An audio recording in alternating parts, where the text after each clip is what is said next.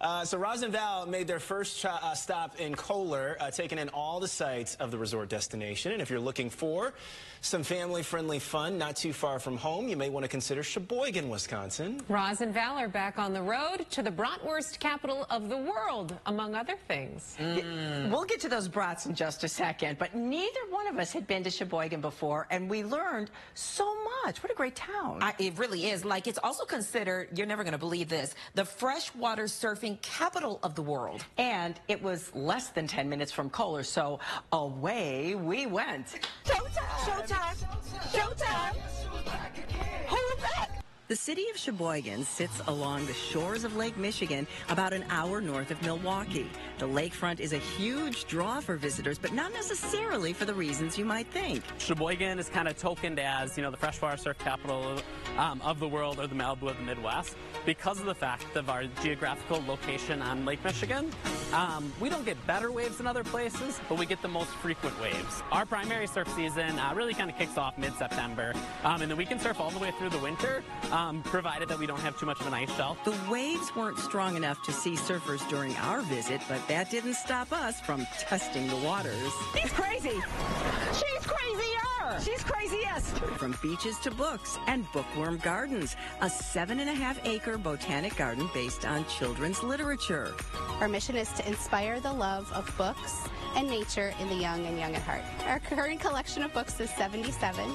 Our newest one, which opened in July, was Pinkalicious. You'll find all kinds of book-themed gardens for all ages, from the popular Little Blue Truck series to Winnie the Pooh and Friends in the 100-acre wood. You might even find one of your favorites. Val, look, Peter Rabbit. I used to read this to Sarah when she was little all the time.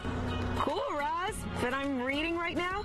We couldn't head home without trying the German delicacy the town is known for. After all, we were in the bratwurst capital of the world. Miesfeld started back in 1941, and back then in Sheboygan there were just a lot of German people that traveled here, and one of their main staples was bratwurst.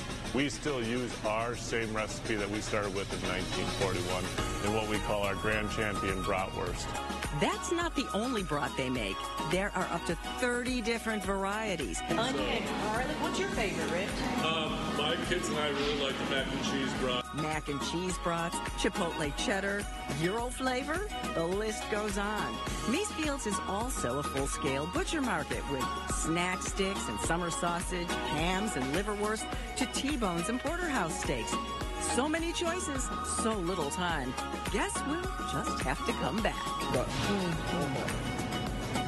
Me. Those were terrific, man. But there are so many other places to visit that we didn't have time for. They have a children's museum there. They've got a state park with dunes and hiking trails. It's an awesome little town. And we should mention this, you guys. This is the last weekend of the season for Bookworm Gardens, which is so cute. But in December, they're going to be having a special holiday celebration called Frost Fest. And then after that, they reopen next year in April. And I thought... the Malibu of the Midwest blew my mind. The fact that they were surfing out there in the winter time. Wow. And that's the main season, is the winter time. How crazy is that? Yeah. That is kind of crazy. I mean, I'd want to be out there when it's 80 degrees. What's cool is it sounds like they have something for every season. Yeah, they do. They do. Good time. Yeah. Love that. I'm going to have to hop in the car next time with you. You're more than welcome. That's right.